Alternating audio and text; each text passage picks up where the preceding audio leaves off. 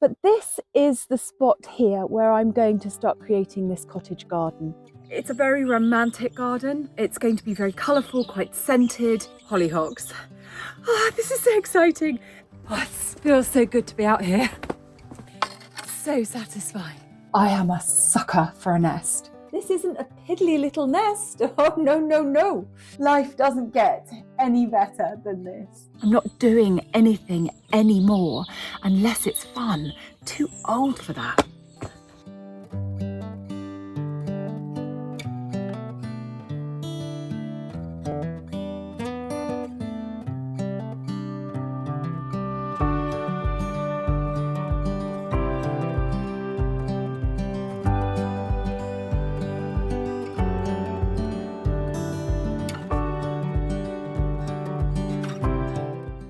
Okay, so we're going outside.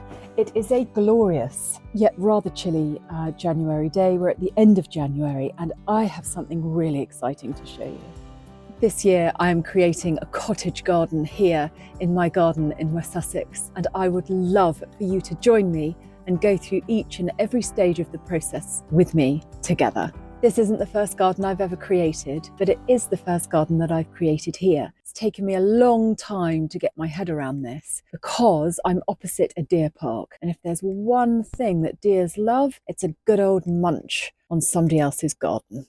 Let's go and have a look at where I'm going to be creating my cottage garden. And it is a cottage garden in, there's a helicopter, that's what you can probably hear.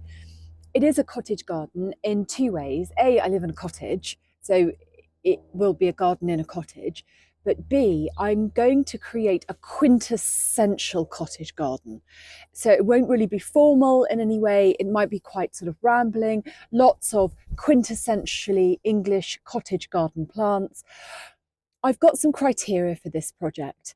I want it to attract and maintain and house a lot of wildlife, insect life, pollinators, pollinating plants. I want it to be aesthetically pleasing, but I want it to be a place that's useful as well as gorgeous. So I want the bees to be attracted to it. I want the insects to come and enjoy the soil.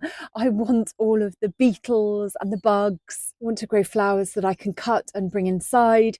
I also want to grow some food. And then the final criteria that I'd really like this garden to have is that I enjoy sitting in it. I love being outside. And I'd like a place to go in the morning with my cup of tea and in the evening with something else to drink. It's in a sun trap and a place in the garden, certainly in the evening when I can watch the sun go down. I haven't been this excited about something in a very, very long time. And I am so looking forward to you joining me on this journey. The good and the bad. Bad might come in the form of waking up in the morning and finding that the deer have eaten everything. So that might be the first thing I do, deer proofing. So there's the house. There's the garden. Along here, we have these beds, as you can see. They're great, amazing. Not going to do anything there because I can't fence it off. Lots of moss on these steps. Last summer was a little bit of a write-off in a way, as it was so wet. So these steps are going to be quite easy to clean, actually. It will just sort of slide right off. But this part of the garden is the one that I'm going to start creating in. I didn't put my boots on, which was ridiculous. So my feet are going to get wet. We also have moles, as well as deer. Could you see I'm holding my jeans up in my shadow, as well as deer. So that might be something to think about also. Look, I don't mind a challenge. If you know me, you'll know that I've faced a lot. But this is the spot here where I'm going to start creating this cottage garden. It's going to be quite small, just sort of that patch there. It's going to have enough room for some raised beds and for a table and for a little fence around it. But I've done this before. This isn't the first garden that I've created. So I kind of know what I'm doing, but I have to say, I'm most excited about this one. So going from this tree here, I'll start at about there And I'll fence all the way up there, along there and down there. This part of the garden is on a gentle slope downwards, down to that bit there. That bit there, that's like a ridge, and then it drops down to the bit at the end, which is quite boggy actually, especially when it's wet. I've got my hydrangea bed here, which is totally overgrown since the winter. Little patch there that I can see a deer has been sleeping as it's flat. I don't feel like I've explained that to you very well at all, actually. What I probably need to do is to get my boots on, set the camera up, and just explain it to you properly. But I'm so excited about it, and I'm starting to plan. Well, I've started to plan, but I'm starting to sort of build and implement quite quickly. So I just figured you wouldn't mind if I just jumped out here and showed you just the rough area. Gosh, it's really cold. Welly boots and a cup of tea, literally all I need to get out in the garden. Oh, and some thermals.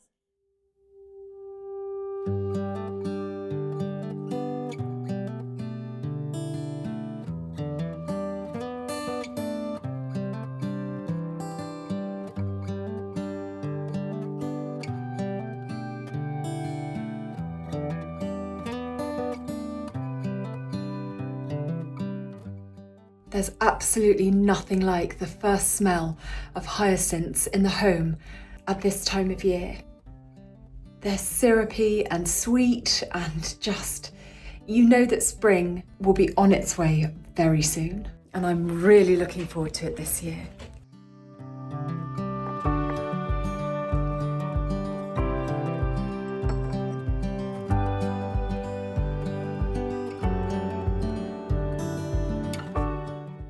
Just 3 hyacinth flowers have filled this room with that delicious scent of spring.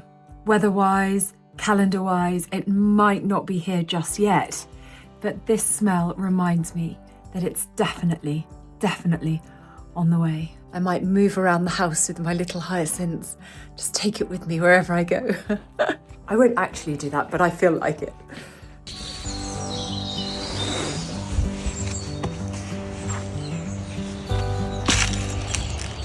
Okay, a bit more prepared today. Very quiet and peaceful Saturday afternoon. The birds are out and are glorious, as you can hear. So I've come out to do some clearing up. I'm not going to start anything on this garden until I've had a good clear up. And after such a stormy winter, there's lots to clear up. But as I crack on with that, I thought I'd show you. Wow. As I crack on with that, I thought I'd show you some of the gardens and garden spaces I've created over the years. These are just a few of the ones that I could find on my phone, actually. There's a couple of houses missing in between all of this, but yeah, it just gives you a sense of what I've done and, you know, the kind of spaces that I really enjoy. I've got a feeling that this one might be slightly different, a bit more sort of rambling, a bit quite undone, quite in keeping with the garden. I'm a big believer in working with the space that you've got. I do not think that we should interfere too much with the space that we've been given.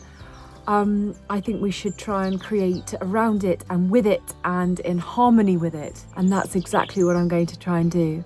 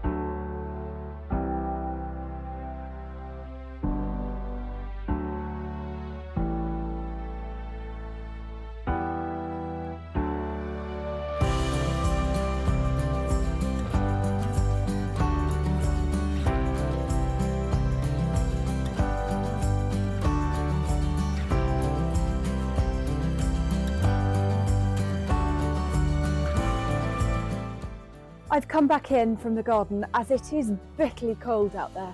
Absolutely Baltic. I thought I'd start today with a little bit of housekeeping, just to answer some questions and just let you know what's going on. So first of all, I wanted to tell you about something I started over the Christmas holidays.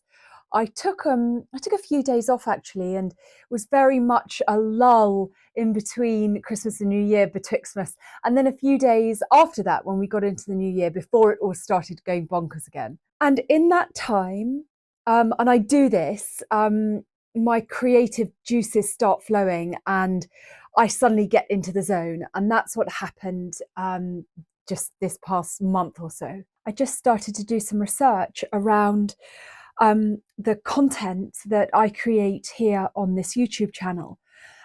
Very much about sort of cottage living, the English countryside, coziness or hygge, seasonal living, you know, working with the seasons and with nature and not against it. I think that it was so apparent by all of your responses to the wintering book club vlog that I did, just how passionate you guys are about living seasonally and sort of honouring nature. And just honouring the strength in nature and how, as human beings, we've gone so wildly off track, thinking that we can somehow change nature. Just saying that makes me as a human being feel slightly ridiculous. So I wanted to create something that I hoped that you would enjoy, but that honoured everything that we talk about here.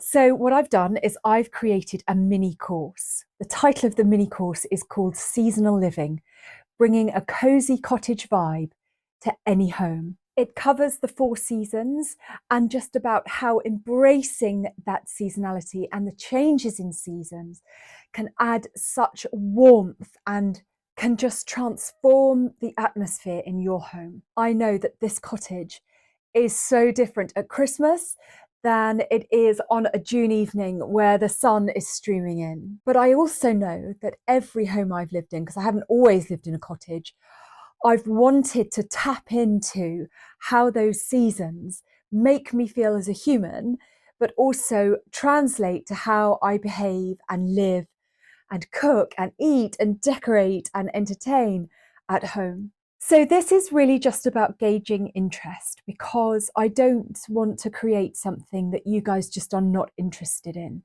So I've created a wait list of sorts that you can sign up to below. It's split into 4 seasons, obviously. Winter is all about creating warmth and comfort. Spring is about new beginnings. Summer is focusing on bringing the outdoors inside. And autumn is all about cozying up for the harvest season. I'm going to throw everything I have into this mini course and give you as much value as I can. I'll include things like year-round essentials for a cozy cottage home, no matter where you live. But it will be a mini course, so it will be easily digestible. I won't go on about it, but if it's something that you think you might like, then I'll leave a link for you to pop your email in and you can register your interest below. This list is for early access. So even if you are on my email list, sign up, and this will be specifically for my seasonal living course, which of course now leads me on to the creation of my cottage garden here at the cottage. I'm so excited by this. It's going to be a very rudimentary garden, quite rambling, not chaotic in any way, flourishing. I think it does take a while to establish a garden and can obviously, as we all know, take years and years.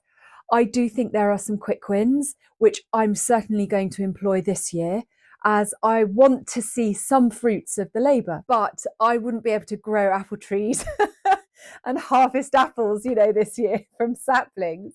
You know, that's not going to happen. But I might have some amazing dahlias and some glorious sweet peas. You know, so all of that can certainly happen. So this isn't the first garden I've created, but this one I hope will be slightly different. This one I hope you're going to join with me every step of the way. The last time I fully documented creating a garden was when I was very heavily pregnant. And it was a garden that we nicknamed the paddock because I created it in a paddock. I'll create a special playlist entitled Cottage Garden or Cherry's Cottage Garden or something like that.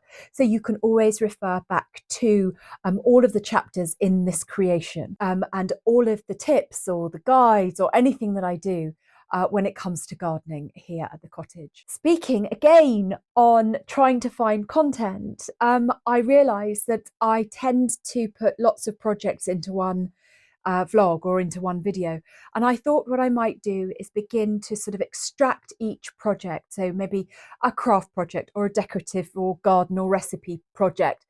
Extract them out of the main video and upload them and categorize them on this channel and categorize them separately so that you can easily find a recipe, you can easily find an interior project, or you can easily find something that you might like to grow in your garden. You can always ask me, but sometimes I miss some of the comments or they get embedded in other videos, which again leads me on to comments. I feel like I owe you guys an apology, actually. I'm not keeping up with the comments in a way that I would like to. I don't get, thousands. I'm certainly not that type of YouTuber, but I do get comments that I haven't responded to. I do struggle with time management. I don't sleep very well, like ever.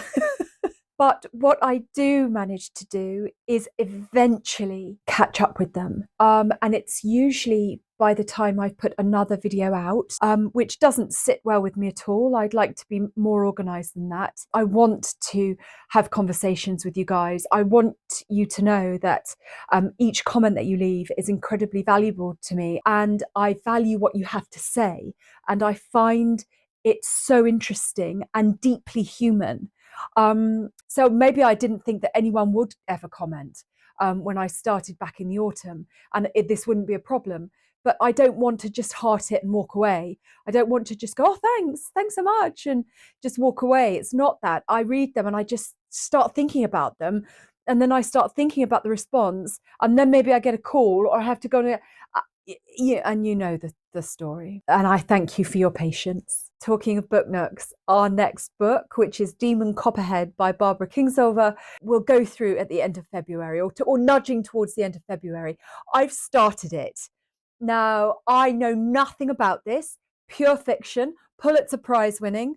Oh my goodness, loving it, absolutely loving it. So jump into Demon Copperhead by Barbara Kingsolver. There's a lot to talk about. I'm slightly worried about it. I don't know what kind of journey it's going to take me on because I've already been sucked in. So let's do this. Yeah, get your book. I'll leave a link below. Get your book and we will discuss. Oh, and someone said, why don't you, I think it was Leonie. Hi. I know Leonie. Why don't you do the book club live? That's a great idea. I usually think I'm pretty good at this kind of stuff, but that is genius. So what do you think about doing the book clubs live? I know that some of you are on completely different time zones, so you might not be able to. But anyway, we can have a think about it. Should we crack on? Should we crack on with the rest of the vlog? I'm going to start by having a really, really good sweep up.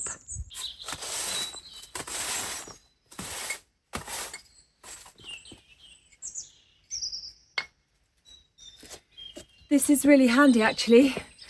A pot has it's sort of blown over and smashed everywhere, but this is great because I can use this as drainage in some of the pots that I'm going to have around the porch. I use one of these plastic yard brushes. I got it from an equestrian sort of horsey place that does all things horses. And I had a wooden one, but I used it so much because I used it when we had horses, or ponies, and it broke in half. I used it so much. So I got this plastic one. It's it's called a Gorilla Broom. I'll see if I can link to it somewhere, but I've had it for ages. It's a 50 centimetre one, and they're so tough and they cover such a wide area, and you can get dirt up, moss, leaves that have been there for months. Really, really good. So really recommend this for cutting down your clearing up time in the garden.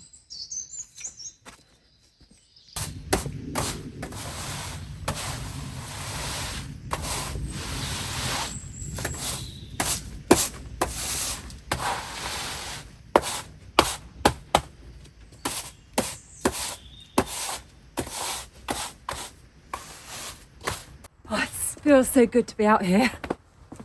A tool I find really, really useful for everything is one of these hoes.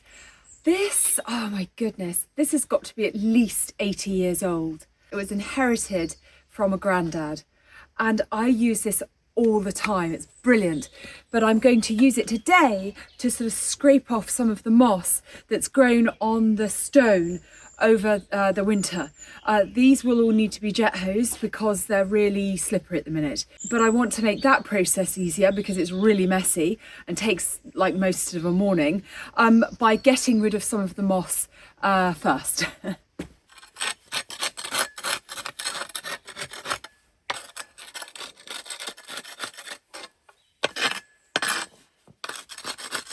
Just peels off. Oh, so satisfying.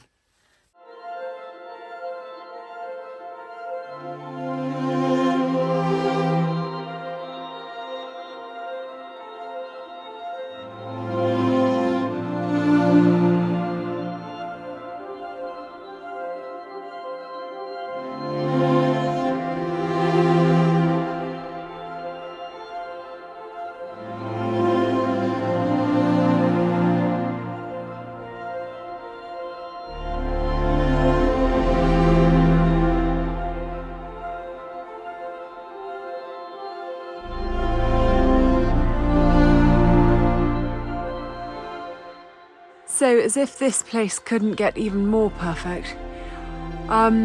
This here is wisteria, so it's a wisteria-clad cottage. It's done very well. It's grown an enormous amount since I've been here, which is 4-5 years.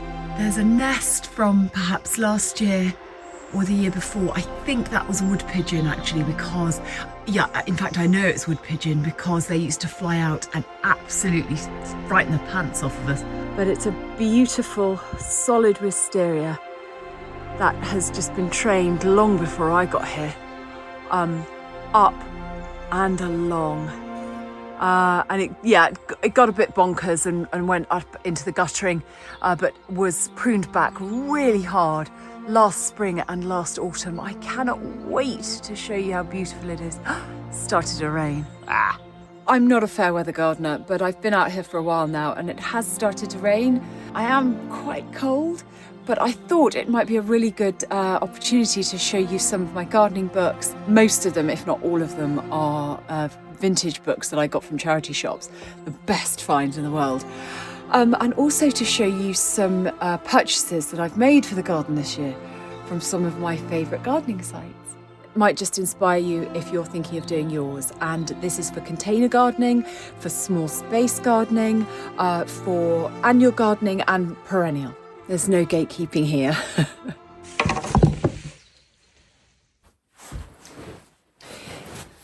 I've come into the warm and I'm getting cosy now as I've done enough work outside, but I wanted to show you some of the books that I've collected over the years, pretty much specifically on the topic of cottage style English country gardening.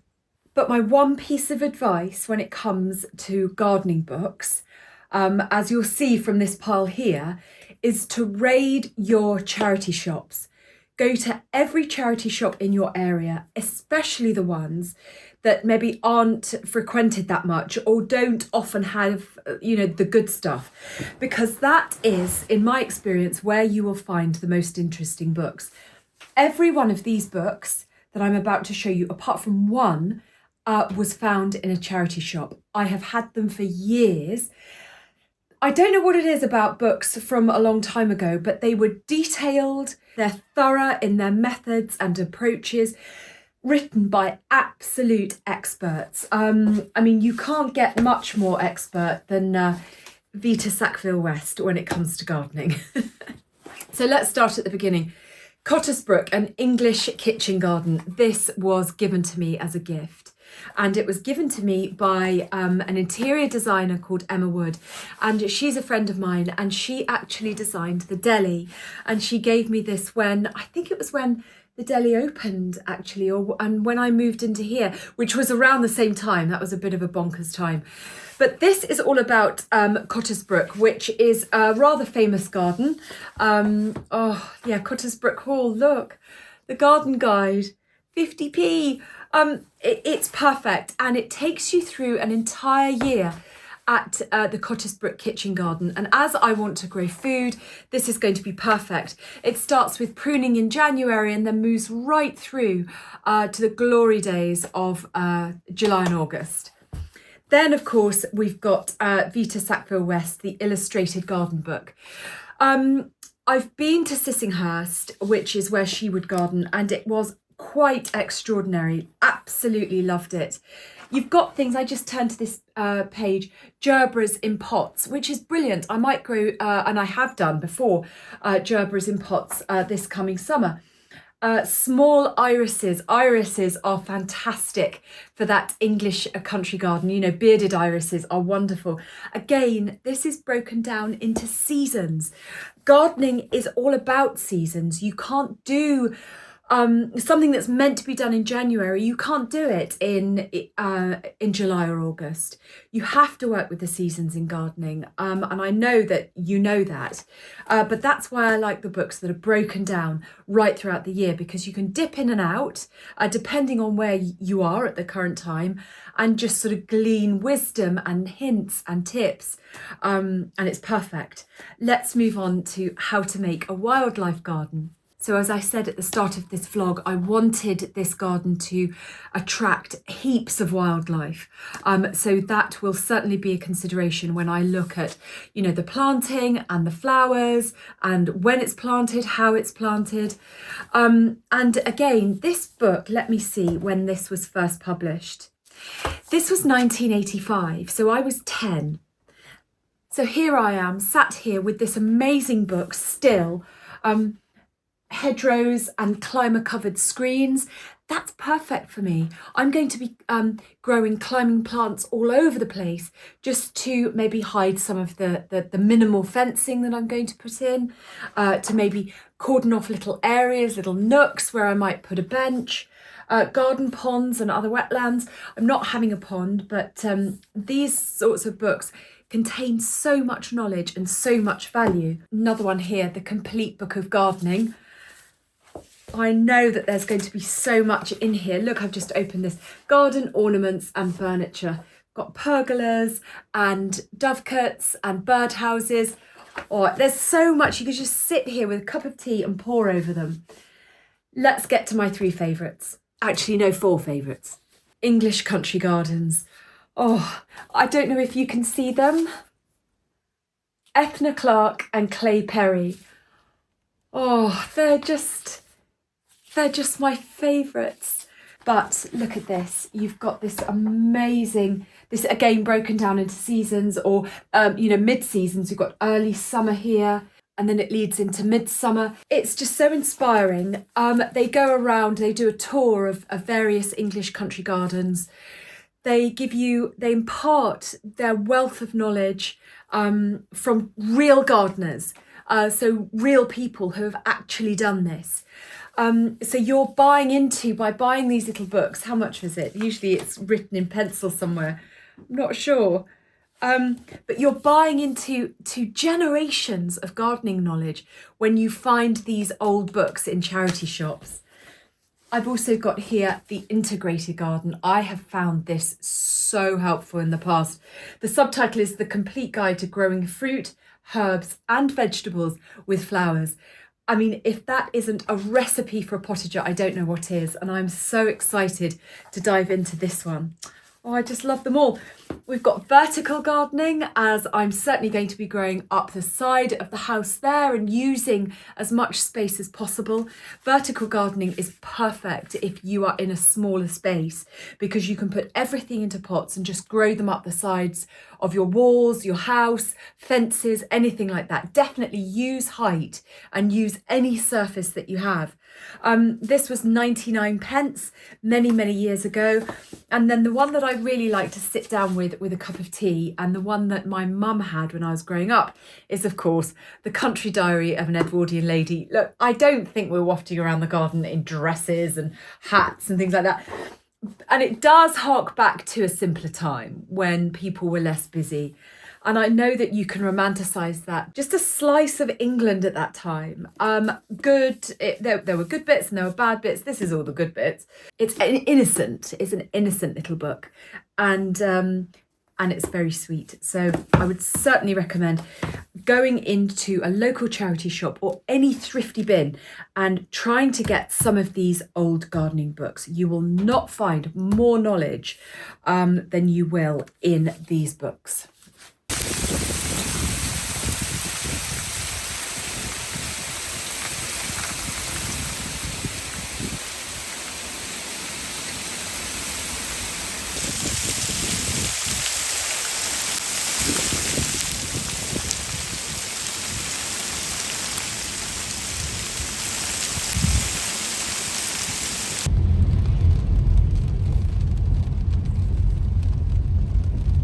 I wanted to show you something. I got the loveliest message on Instagram from someone who'd watched a YouTube episode of mine, and I responded to it. And then because obviously you want to know who you're talking to, so I popped over to their Instagram profile and I saw these nests. Now, if you know me, you'll know I am a sucker for a nest. And I just couldn't believe it. And I saw that she made them herself, and they're sort of hand foraged and handmade. And I just thought they were beautiful, absolutely beautiful. And the message she had written me was so heartfelt. You can see that this really translates to her work. Now, this person is called Amanda Louisa, and I'm going to leave her links below. What happened was that I shared these nests on my Instagram stories. You know, it's nothing for me to share another woman's work.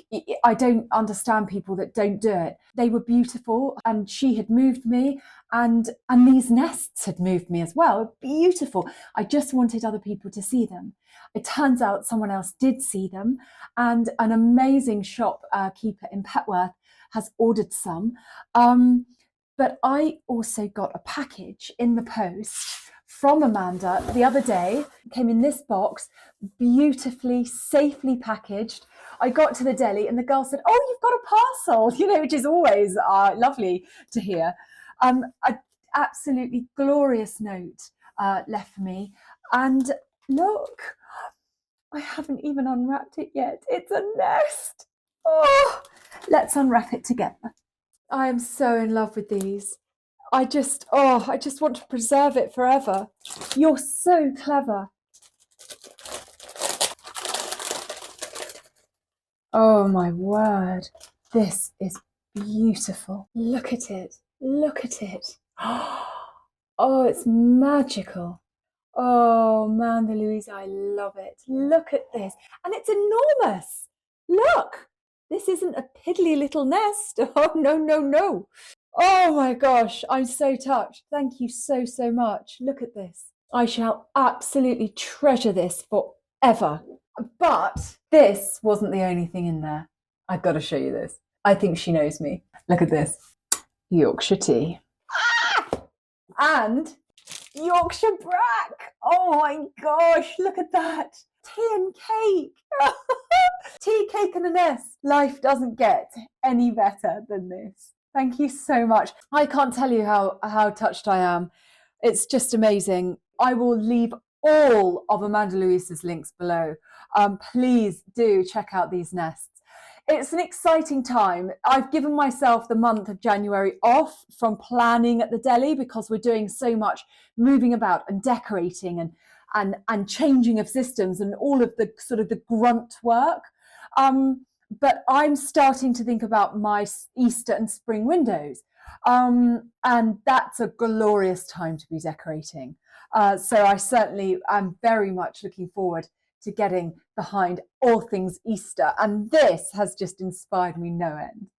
I'm eating a handful of minstrels and now going to a local garden centre just to get some inspiration really. It's not one of those big chain garden centres, it's an independent family owned garden centre, and they're the best really. If you've got one that you know of near you, go to it.